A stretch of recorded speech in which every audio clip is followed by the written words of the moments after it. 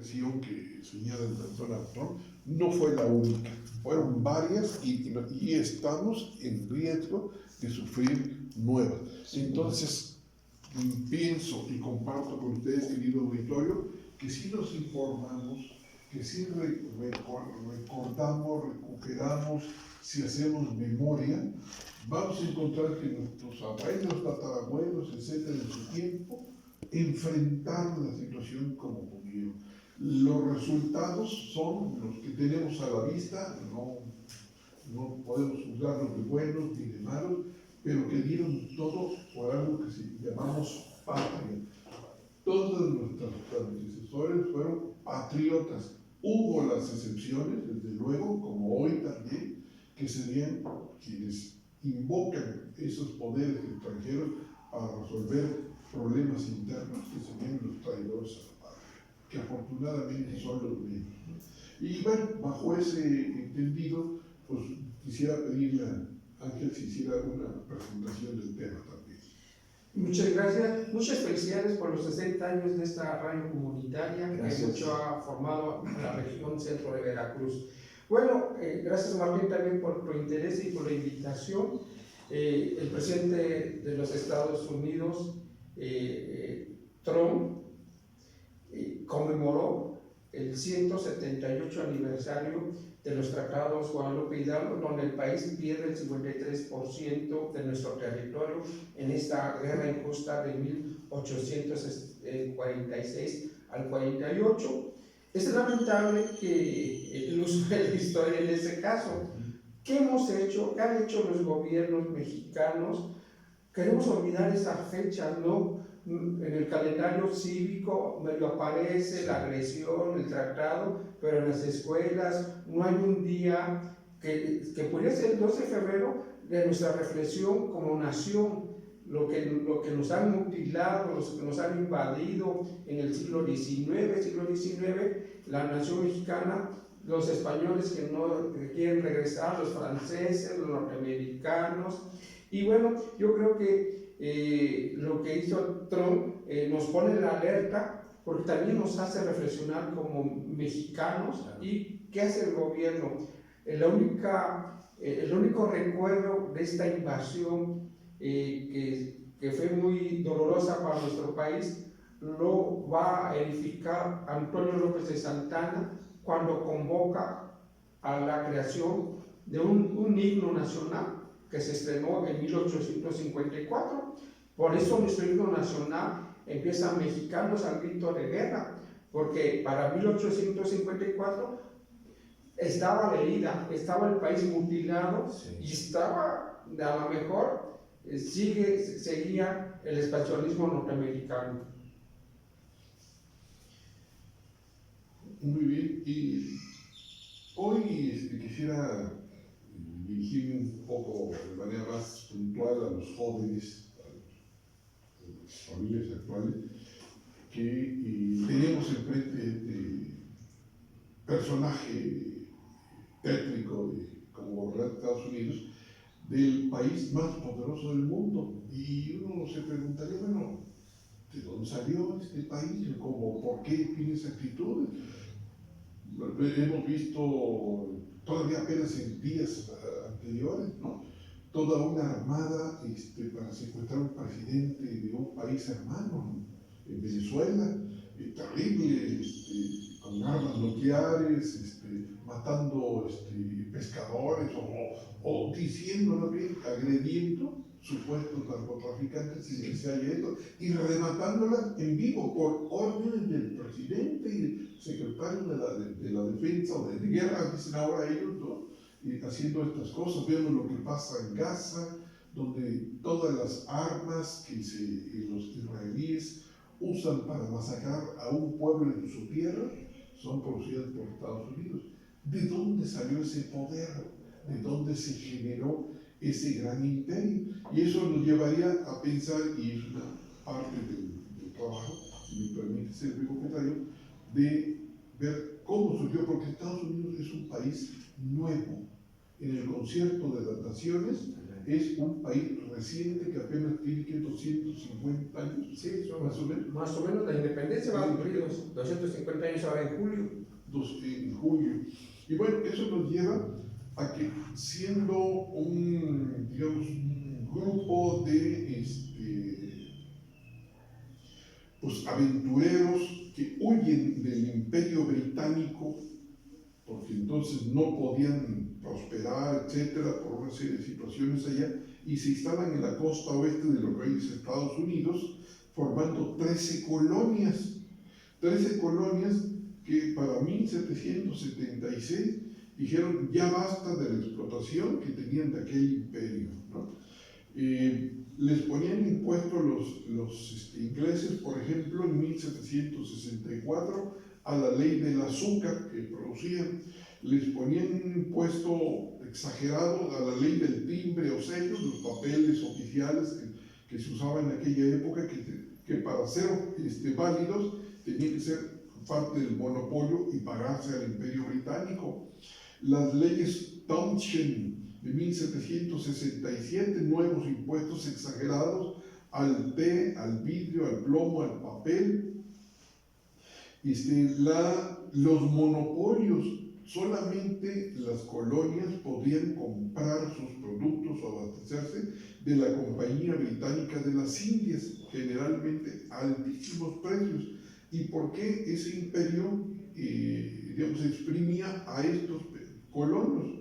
Pues porque como todos los imperios se habían metido en problemas en la Guerra de los 7 años y estaban las arcas imperiales muy afectadas y se les hizo fácil subir los impuestos. Esto motivó que estos colonos, eran 13 colonias en aquella época, se levantaran y se protestaran bajo un lema que sería: no hay tributaciones al imperio sin representación. Es decir, los colonos no tenían representantes en las cortes británicas que defendieran esto. Y es lo que desata una serie de actos violentos, de protestas que llevan a su vez a la represión. La masacre de Boston de 1770, el motín del té, donde simulan, y ahí empiezan los manejos artificiales de estos granjeros, que eran indios americanos los que asaltaron los barcos ingleses que traían el té y los queman. Y bueno, eso trae una serie de motines y represiones que llevan finalmente al año de 1783 para que el Imperio Británico finalmente reconozca la independencia. Recordemos estas fechas. En 1776, el 4 de julio, es la que se reconoce como la Declaración de Independencia, pero esta se consolida muchos años después, hasta 1783, en un Tratado de París. ¿Qué quiere decir? Entonces las colonias se independizan totalmente de Estados Unidos con otra, donde estos nuevos pueblos que serían ahora los Estados Unidos encuentran una vocación abusiva. Logran que se reconozcan sus 13 colonias, más un territorio que no era de ellos, era parte de las 13 colonias y que llegaba hasta el río Mississippi.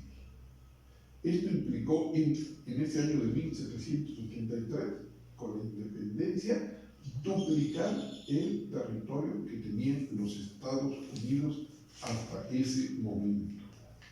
No sé si quieres hacer un comentario. Sí, hay que recordar que Estados Unidos es una nación joven que va a cumplir 243 años ya a partir de 1783. En ese año, en el Tratado de París, el embajador de Carlos IV en Francia le escribe a su rey, el conde de Aranda, le escribe: es urgente que los virreinatos españoles en América se conviertan en reinos y que Madrid sea la capital del imperio, porque están haciendo están haciendo los Estados Unidos y es un peligro para nosotros.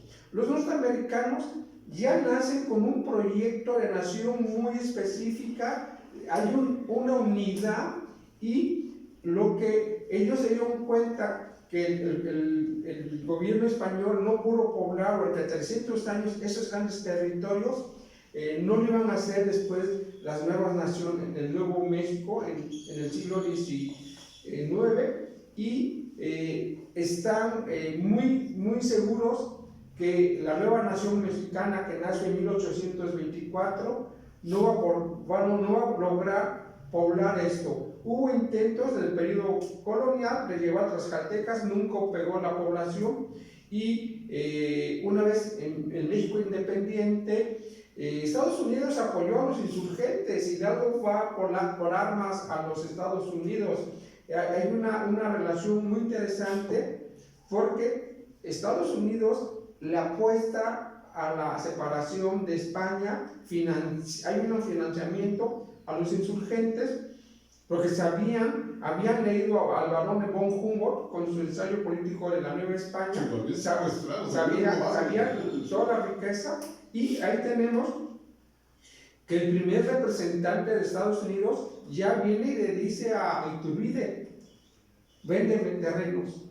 Iturbide dice que no. Guadalupe Victoria: véndeme terrenos. No. Ya es Vicente Guerrero que dice: bueno, no te los vendo, pero vamos a permitir que norteamericanos pasen a nuestros territorios siempre y cuando sean católicos. Y ahí es donde se infiltra todo este proyecto, y finalmente el primer gran susto, o no el gran susto, la separación en 1836 de Texas, ¿no?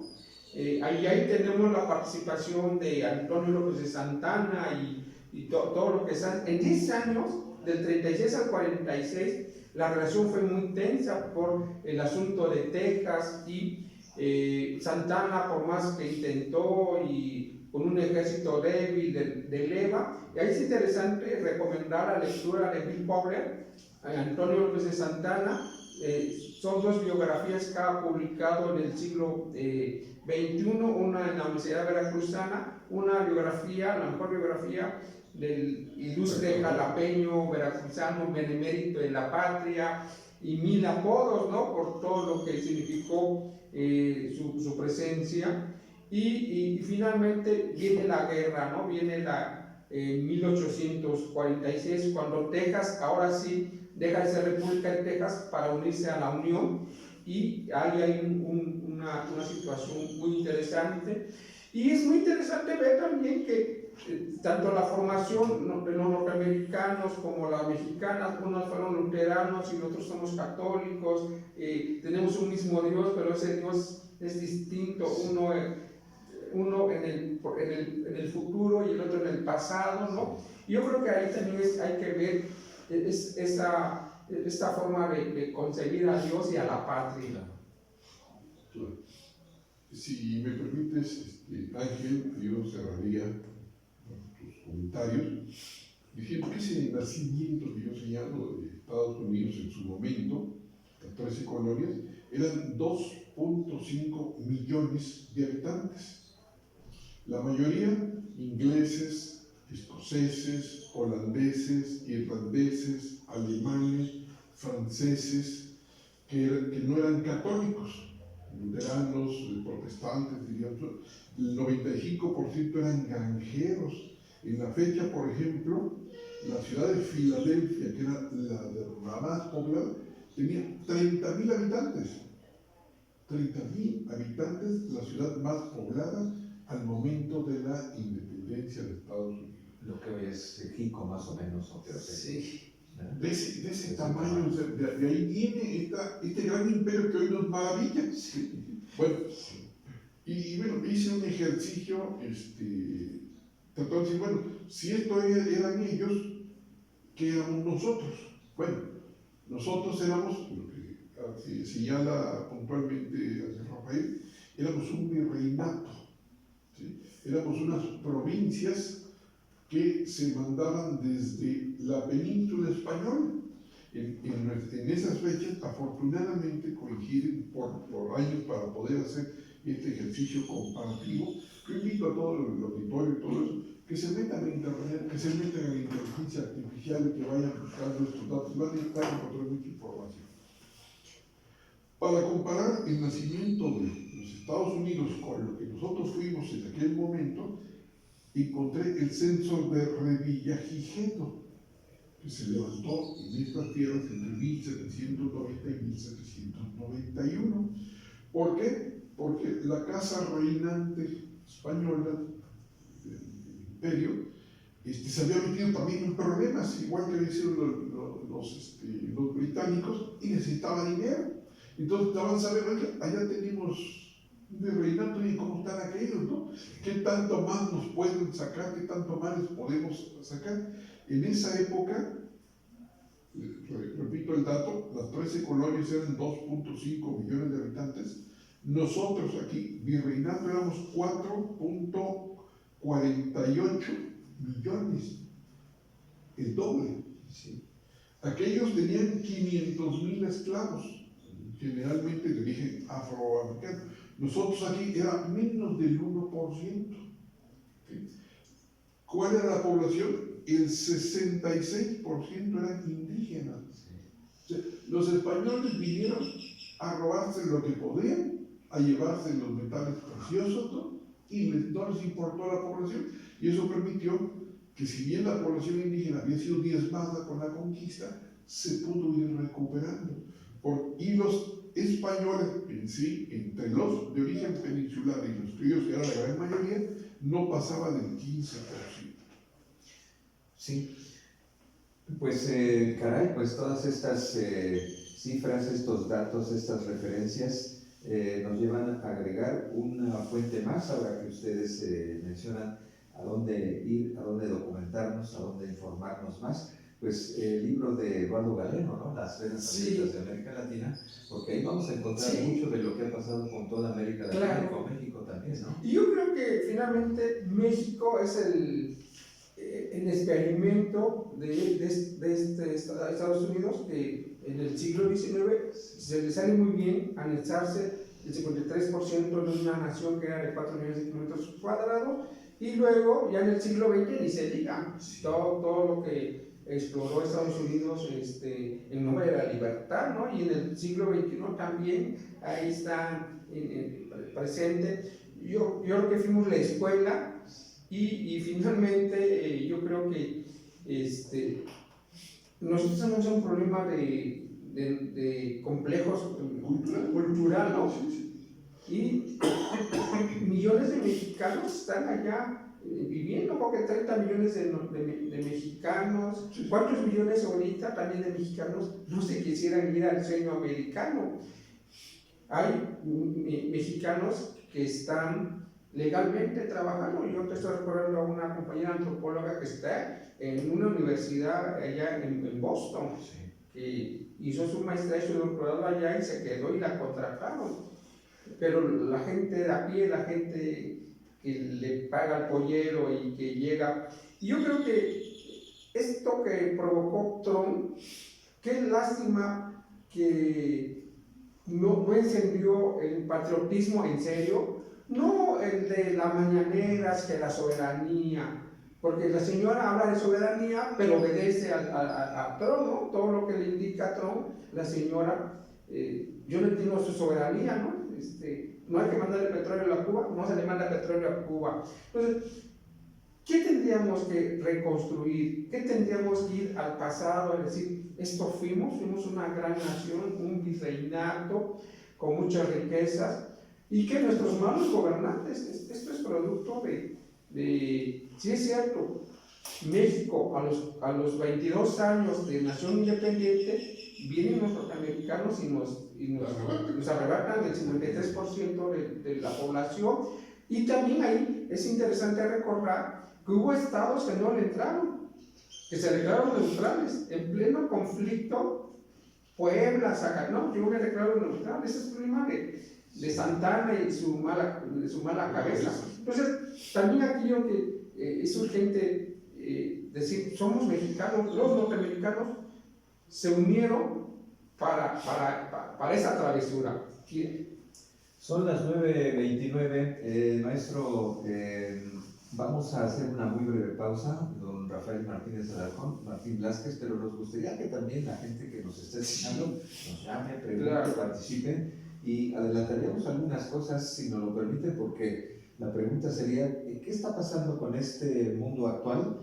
¿Qué está pasando con Estados Unidos? ¿Qué está pasando en México? Sí, hay un gobierno de la cuarta T, como dice nuestro Rafael, pero estamos ante un cambio de época o época de cambios, como se dice a veces, ¿no? ¿Qué nos está pasando? Y dos cosas más, estamos completamente ciertos de que no somos el patio trasero de Estados Unidos, pero Donald Trump, pues, quiere revivir la doctrina Monroe, ¿no? A América para los americanos, y ya estamos viendo cómo ya empezó ahí con Venezuela, agrede también verbalmente a Colombia, amenaza a Cuba, estamos en la lista también, ¿no? Entonces, pues esto de la referencia de que no se extendieron las alertas o las alarmas, habría que ver todavía, porque pues cuántas veces los americanos osaron invadir nuestro territorio, como dicen ustedes, y la pregunta es, ¿qué vamos a hacer? Ayer por lo menos diríamos, pues estamos en un avance tecnológico, y por tercera vez en este año ya se encendió la alerta sísmica, ¿no? Nos dan unos segunditos para salir a la calle, tal vez, ¿no? Pero ante una amenaza estamos con una alerta histórica, ¿o qué hay que hacer? Si nos lo permite, regresamos en 3 minutos. Adelante, Karina. Pues sí, ¿no? Porque dice, bueno, puede haber una cuarta T, hay una base tecnológica, ya lo tenemos en el celular, pero una pinche invasión por Veracruz, dices, que toca, ¿no? Y pues esto de la savia, de la sangre, hay que inyectarnos algo o tomarnos una pastilla para decir, aguas, porque este señor está loco. Y aprender que no es nuevo esto que estamos viviendo, haciendo, hay una tendencia, algo que nos viene arrollando históricamente. Y que ellos lo tienen muy claro, los norteamericanos, lo han tenido muy claro, porque si pudimos comprar Luisiana, después Alaska, después invadimos, o sea, ellos lo tienen bien claro, y nosotros estamos sí, puras declaraciones. Tratado de libre comercio, ¿no? O sea, algo muy frágil todavía, ¿no? O sea, sí es una amenaza, pero más por lo que dice Martín y del doctor Frisby, ¿no? Este señor ya está así como de demencia, ¿no? Una demencia perversa. Sí, hay cosas que tiene el botón, no puede apretar el botón y bolas, ¿no? Guerra mundial, no sabemos. Y está organizando el fraude electoral en los Estados Unidos. Ahorita sí está secuestrado los padrones. Allá el sistema electoral, cada estado organiza sus elecciones. Y él dice, no, tú no puedes porque Minnesota y Sartre, yo las voy a organizar porque como que no le conviene. Que habían contratado a Pablo Gómez. Anda, sí, tiene todo eso. No se va a detener, señor. Sí, la idea de comprar Groenlandia. Pero pues es que no está en todo. Han comprado, han presionado, han extorsionado, han invadido. Esto va a seguir haciendo. Lo de Gaza, hacer un centro turístico, que se vayan los palestinos a donde. Sí, y abrir negocios por todos lados. ¿Seguimos? 9:33, regresamos al estudio y aquí están con nosotras y nosotros Rafael Martínez Alarcón, maestro historiador muy reconocido, Martín Blázquez, aliado de Radio Teocelo por muchos años en estos temas, pues para abonar a una conciencia ciudadana, a una disponibilidad para informarnos, documentarnos, estar muy pendientes de los anuncios que hay por todos lados. Las redes sociales son una manera de saber, de conocer, pero hay medios, el maestro Rafael Martínez Alarcón, que pareciera que le están dando más importancia a aquellos que quieren que, pues, que Estados Unidos sí venga y nos defienda de algo o nos gobierne. ¿Cómo lidiar con todo esto? Y pues cómo prepararnos para cualquier circunstancia que pudiera pasar con un gobernante como Trump. Sí. Yo creo que nuestro problema son nuestros gobernantes. Y nosotros. ¿Cómo es posible que Estados Unidos tenga la lista de nuestros gobernantes que están de dudosa procedencia, ¿no? Que están aliados con el narco y que pareciera que ellos nos controlan? Y yo creo que sí es muy compleja nuestra realidad, sobre todo en esta alianza que han hecho los gobernantes con el narco, ¿no? Aunque los consumidores estén allá en el otro lado, el problema, ¿quién se crea? Si el problema son ellos o somos nosotros que estamos produciendo o traficando las drogas. Y sí es muy complejo porque el presidente Trump, con toda la tecnología, yo creo que hay una invasión militar, técnicamente no es posible. Yo creo que nos tienen bien controlados a través de la tecnología, ahora con tanta tecnología, con tantos drones, no hace falta desgastar a un ejército. Entonces yo creo que la economía, todo está fríamente calculado. Bueno, este libro que está circulando en Estados Unidos, la alerta, no me acuerdo, que hay 53 consulados en Estados Unidos mexicanos que están preparando un golpe de Estado. Claro, tiene que haber tantos consulados por el volumen de mexicanos que están viviendo legal o ilegalmente en ese país, más de 30 millones. ¿Quién sabe qué hacen los consulados? Pero ya le pusieron la alerta ahí y hacen la comparativa, cuántos consulados hay por nación, y los mexicanos somos los que tenemos la mayoría de consulados y que se están organizando para un golpe de Estado a los Estados Unidos. Estos diplomáticos de esta generación están ahí en turismo diplomático, no todos son de carrera diplomática. Si eres gobernador periodista y traicionaste la plata, te mando de cónsul a algún consulado en Estados Unidos a que tengas ahí unas vacaciones. Pero sí, yo creo que en este momento tanto meme que nos distrae de qué está diciendo la prensa seria, qué están escribiendo los articulistas serios, los líderes de opinión. Bueno, acaba de haber esa reunión en Estados Unidos la semana pasada donde estuvieron varios mexicanos, congresistas y gente de opinión dando un punto de vista del estado que guarda México en estos últimos 7 años. Pues Martín, esto nos lleva también un poquito a reflexionar en un ámbito más local y regional. Nuestra emisora pues no tiene tanto alcance, aunque el internet nos manda hasta Europa, Estados Unidos, en todas partes por el internet, pero sabiendo que la audiencia es más particular y quizás requiriendo más información, más datos de pues cómo nos movemos en una circunstancia tan difícil, tan amenazadora, porque pues hay familias que tal vez por el día a día pues no estén del todo enteradas de que hay pues ciertos nubarrones, ¿no?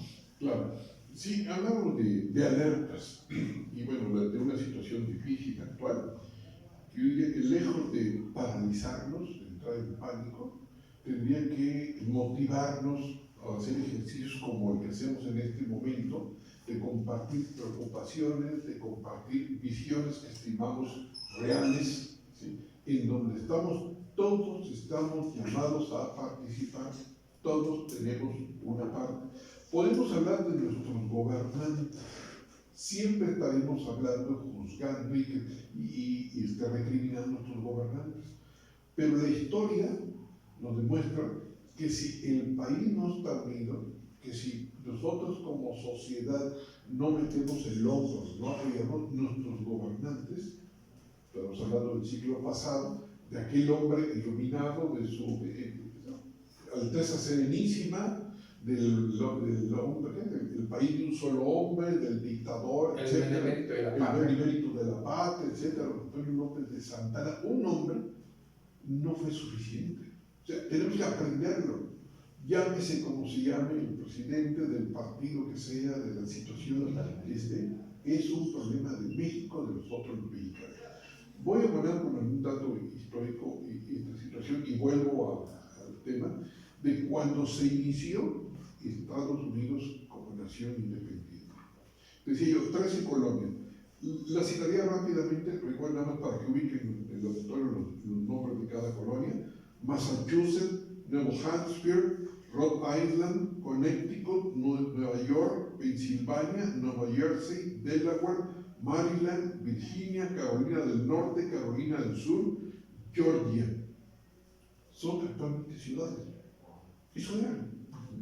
Pequeños, de ahí estaban granjeros en esos bosques, etcétera, ¿no? Y repito, no eran más de 2,5 millones. ¿Y qué éramos nosotros? Repito, 4,483,000, que en aquel tiempo, siendo un virreinato de la Nueva España, teníamos 12 intendencias, y las cito. Bueno, la Ciudad de México, en este entonces, el censo mencionado de Revillagigedo, cita que había 130,000 habitantes, ¿sí? Digamos, más de 4 veces la población que tenía la ciudad más poblada que era Filadelfia en Estados Unidos. Incluso don José Antonio Alzate tuvo una polémica particular con el conde de Revillagigedo, porque decía que ese censo estaba mal, que la Ciudad de México tenía más de 210,000 habitantes. Entonces uno se pregunta, bueno, ¿cómo unos cuantos pueden avasallar a los más? Pues porque, decía que Robert con toda razón, estaban organizados en un solo propósito: hacerse de las riquezas por la mala diplomacia, por el acoso, por la compra, por la conquista, y contra eso. ¿Cómo comparar, por ejemplo, la intendencia de Puebla, de Veracruz, de Oaxaca, de Valladolid, de Guanajuato, de San Luis, de Zacatecas, principal proveedor de plata del mundo, ¿sí? En aquel conocido, ¿no? De las provincias del norte, Coahuila, Texas, Nuevo León, Durango, que llegaban? Bueno, los límites de ese virreinato. Al norte limitamos con Canadá, porque no existía en Estados Unidos. Pero hasta con Rusia. En un momento, sí. Hay un momento que Rusia, Alaska y la Nueva España tenemos frontera. Y los españoles la vendieron. Sí. Sí. O sea, los imperios eran europeos. Tanto el imperio español que dominaba nuestro virreinato, como el británico que dominaba aquellos. Los europeos definían el orden del mundo. Al norte, repito, llegábamos hasta Canadá. Al sur llegábamos hasta Costa Rica, colindando con el actual territorio de Panamá. Todo el sureste mexicano más Centroamérica era parte del virreinato. Al este colindamos con Florida y las islas del Caribe. Y ojo, Florida era también una provincia española en su momento, ¿sí? Y al oeste, toda la costa pacífica, desde Alaska hasta Costa Rica. ¿Cómo es posible, siendo tan ricos, un vasto tan territorio, siendo tanta población, sucumbimos por algo que uno llamaría, y debemos reconocerlo? En su tiempo, la sociedad, nuestros abuelos, muchos hicieron lo que pudieron, pero estaban enfrentados. No había el suficiente patriotismo, la suficiente unidad para enfrentar problemas de esta naturaleza, y es lo que hoy no puede volver a suceder. Gracias, Joaquín. Pues leo algunas opiniones, comentarios que llegan a nuestra pantalla. Uno de esos dice: buena reflexión con los tiempos de ahora.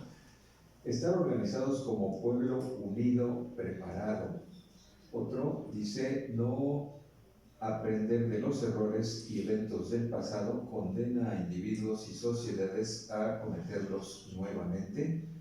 Y uno más dice: unidos con valores y principios, sociedad organizada, mexicanos al grito de guerra.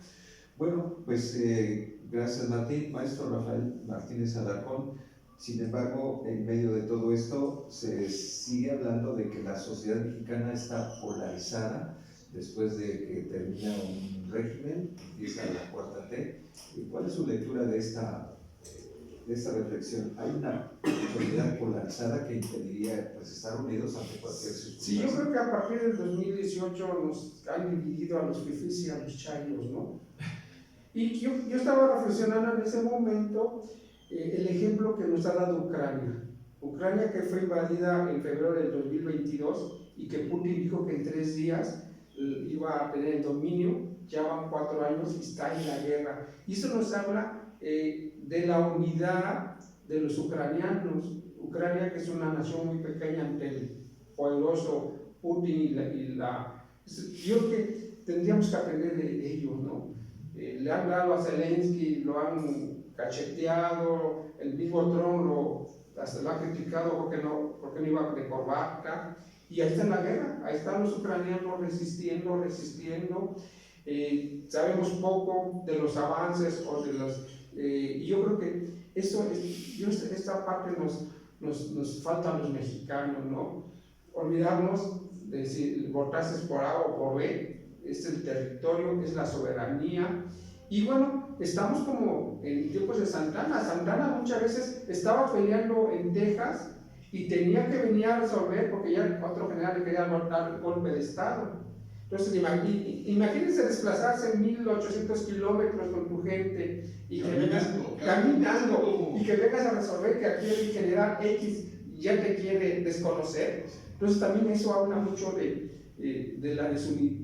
Somos una nación desunida, ¿no? Somos mestizos, afromestizos, somos españoles, somos mexicanos, somos como el mole de tantos chiles y especies, que el mole logró tener una consistencia fuerte, y esto nos está pasando, ¿no? Yo creo que ya pasaría de dividirnos como sociedad. Y el himno nacional que López de Santana convocó es la convocatoria al grito de guerra, ¿no? A la defensa del territorio.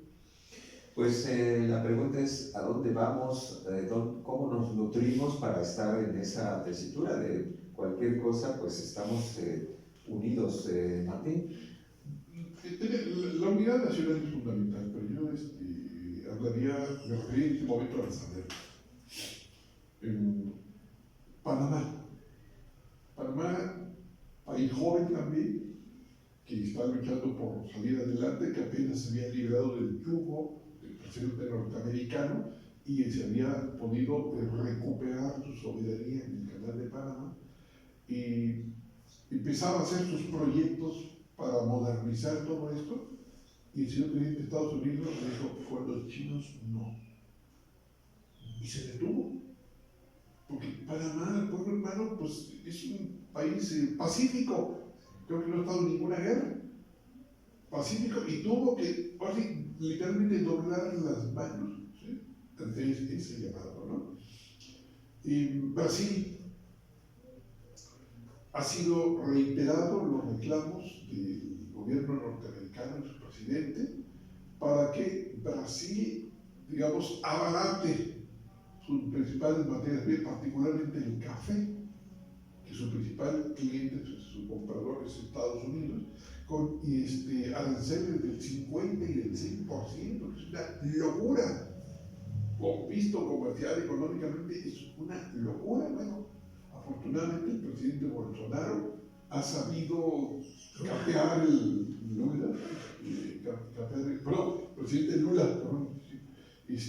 temporal. El presidente de Estados Unidos queriendo ordenar que liberen a un golpista como fue Bolsonaro, condenado, preso precisamente por una conducta antipatriótica, y el otro exigiendo que lo libere o que le ponen 100% de arancel al café. Sí. Otra alerta, de los mexicanos tenemos que ver lo que está sucediendo.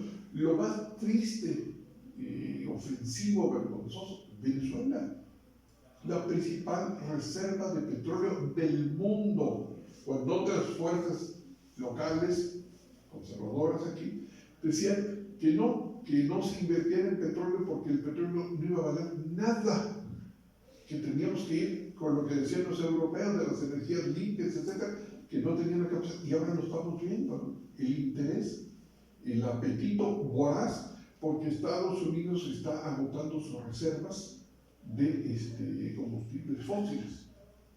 Y bueno, ese secuestro del presidente, quien haya sido, me parece un personaje indefendible, el señor Maduro, pero haber secuestrado y ofendido la soberanía de ese país, en algo que muchos alaban como un golpe quirúrgico y ahí de rambos y de cuestiones así, que dices, bueno, espérame, ¿y dónde está la soberanía?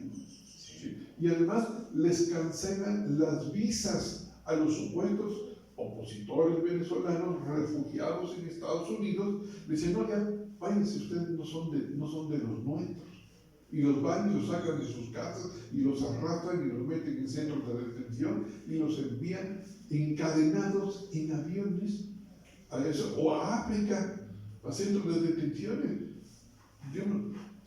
Nosotros habíamos visto al revés, ¿no? Que los esclavos negros llegaban encadenados a América. Ahora no, ahora me están mandando para allá.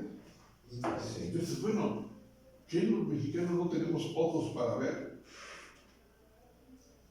¿Qué estamos esperando? Ahora, lo más reciente se menciona aquí, Cuba.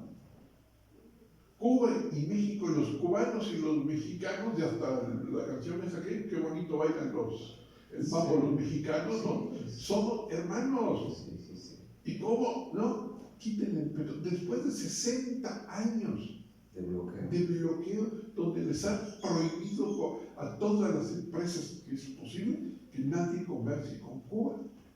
Todavía hace apenas 10 años, creo que con Clinton les permitieron que pudieran enviar remesas. Pero ya dijo la presidenta que Cuba tiene comercio con el mundo. Antier dijo la presidenta que Cuba tiene comercio con todo el mundo. Pues. Cuba tiene comercio con todo el mundo porque gracias a sus brigadas médicas han estado en todo el mundo. Por ejemplo, en las epidemias de ébola en África, los médicos cubanos fueron los únicos que fueron a auxiliar a la población. Como fue aquí nosotros, aquí en 2019-20, que vinieron a ayudarnos a la pandemia cuando los médicos sindicalizados, hay que reconocerlo también, se pidieron sus permisos y sus licencias y tuvimos los hospitales vacíos de médicos y tuvieron que venir los cubanos. El pueblo cubano, el pueblo mexicano, somos hermanos. Si nosotros los mexicanos no vemos todas estas situaciones que son auténticas alarmas, pues estamos muy mal. Ya lo hemos visto desde el punto de vista histórico, y creo que el tiempo nos va a dar apenas para llegar tantito a las Texas, todavía no lo entramos, ¿no? Y lo que está pasando, yo diría, es situación de emergencia nacional. Sin duda alguna. Muchas gracias a Iván Nicolai, también está escuchando el programa, dice que muchas felicidades. Iván Nicolai es un especialista en turismo. Sí, es guía turístico. Sí, saludos a Iván Nicolai. Ahí está Iván. Pues los 8 minutos que nos quedan, maestro Rafael Martínez Alarcón, ¿con qué seguimos? Y esperando su regreso el próximo miércoles. Estaba recordando que el presidente Ronald Reagan, que fue muy agresivo, no tuvo los alcances que tiene ahora su alumno. Donald Trump, en su oficina, tiene la fotografía del presidente Ronald Reagan, que fuera presidente de Estados Unidos de 1980 al 88 y que hizo mucho mal, pero que ahora Trump como alumno creo que lo está superando y muy agresivo, ¿no? Muy agresivo, una agresión, y finalmente nos remontamos al origen de la fundación de los Estados Unidos, que ellos tuvieron muy claro hacer una potencia, efectivamente, y que México fue el primer experimento y que le salió muy bien, ¿no? La invasión del 46 fue terrestre y naval, ¿no? Veracruz y el Pacífico, la perfeccionaron muy bien, y bueno, eso es muy triste, pero finalmente se pierde el 53% del territorio nacional. La bandera norteamericana es izada en el Palacio Nacional el el 15 de septiembre de 1847, ¿no? A los 2 días de los acontecimientos de Chapultepec, y esta región centro de Veracruz, Puerto, Ciudad de Jalapa, Coatepec, Limaco, Rebolledo, toda esta gente que organizaron al pueblo en guerrillas, porque no teníamos un ejército profesional, éramos un ejército de leva, y ahí está la participación de miles de mexicanos de todos los orígenes. Y ahí tenemos en Jalapa a los militares, a Caldi García, que ofrendaron su vida, que atacaron a los norteamericanos, los apresan, los salen y no hay una segunda opción, y ahí son fusilados en noviembre de 1847. Los agarran por la región de acá, por esa zona. Si me permite, para la próxima emisión del miércoles, de la presidencia de Miguel Rafael, me invitaría a nuestro auditorio que se acerque a las lecturas y biografías que hay de Antonio López de Santana, sí. En particular recomendamos la más reciente, Will Fowler, Sí. Fowler, Santana simplemente se llama el libro. Busquen la librería de usado de Jalapa, sí, porque los libros también caros también, ¿no? Las memorias de la invasión de Roa Bárcenas. De Roa Bárcenas, creo que está en internet, yo creo que sí. la UV, la Sí. colección digital de la UV, Sí, o de la UNAM. Ahí está en alguna de las dos. Porque son documentos históricos en su momento. Roa Bárcenas escribe casi 10 años después de esto, ¿no? Muy fresca esa herida de los sucesos, y vamos a buscar ahí, vamos a hacer la próxima charla, cómo participaron nuestros abuelos en esto. Ahí estuvieron. Entonces, hoy no podemos, digamos, quedarnos atrás, tenemos que dar el paso adelante, porque es nuestra herencia, es nuestra vergüenza, es nuestro honor estar al frente de esta situación. Y la primera parte, pues, informarnos, Totalmente. conocer para tener criterio y analizar. Hay cosas muy importantes y una de ellas es la nación, la patria, lo que somos, no en el concepto abstracto que vemos ahí un dibujo bonito, una bandera, una muchacha muerta, no. La patria es tu amigo que estás escuchando en tu trabajo, conduciendo tu taxi, tu autobús, que dejaste tu familia en tu casa, que tus hijos están en la escuela, es la patria. Eso somos nosotros y es lo que necesitamos nosotros buscar y rescatar. Finalmente mando un saludo muy apreciable a Héctor Parra, que siempre hace favor de seguir estas conversaciones, Silvino Texo también, un abrazo muy, muy afectuoso. Yo nomás quiero recordar cuántos miles de soldados norteamericanos son de origen mexicano. Hoy están miles de mexicanos que les dan la posibilidad de la nacionalidad o porque tienen esta situación que hoy y en qué conflictos han estado, ¿no? Pues sí. Que su sangre corra, su sangre mexicana, y que estén al servicio de un ejército como es el norteamericano, uno de los ejércitos potencia, ¿no? Pues información es poder, como dicen ustedes, vamos a documentarnos, vamos a informar, que sea la tarea entre todas y todos de aquí al próximo miércoles en que regresarán a estos micrófonos el maestro Rafael Martínez Alarcón, muchas gracias, y a Martín Blázquez.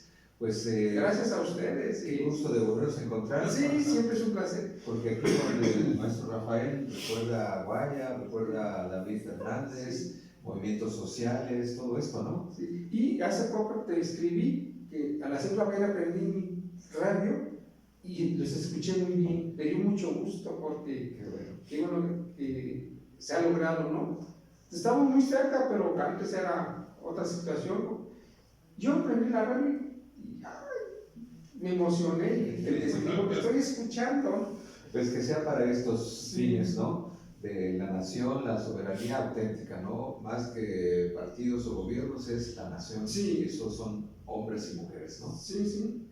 Gracias, maestro. No, gracias a ti. Martín, muchas gracias. Al contrario, muchas gracias, querido auditorio. Esperamos no habernos aburrido y sí haber tenido una charla motivadora. Agradecemos sus comentarios. Busquen los canales de comunicación de Radio Ecos. Para nosotros es muy importante saber qué opinan ustedes. Y se queda grabado en tu plataforma. Sí. Ah, Gracias, maestro. Gracias a Francisco, a Yara, a las personas que nos llamaron esta mañana. En 2 minutos está aquí el Ensamble Folclórico Nacional de la Secretaría de Educación de Veracruz, música en vivo desde el estudio, y nos escuchamos la próxima ocasión, el miércoles, con este tema, segunda parte. Gracias, buenos días. Pues el tiempo se va rapidísimo, ¿no? Pero pues sí tienen tiempo para venir el miércoles. ¿puedes me dan permiso? Bueno, tú me avisas, Martín, para también promocionarlo un poco más en la red y todo Cuando eso. se pueda, virtualmente, ¿no? Sí, Por teléfono viene, sí. hace el esfuerzo de decir, pide permiso, ¿no? Puede ser. No. Por eso puede ser por Zoom, Sí, por por Zoom. llamada. Avísale al obispo que por favor les dé chance. Bueno, muy bien. Voy a buscar la posibilidad de ver si para el miércoles contactamos a Héctor Pili.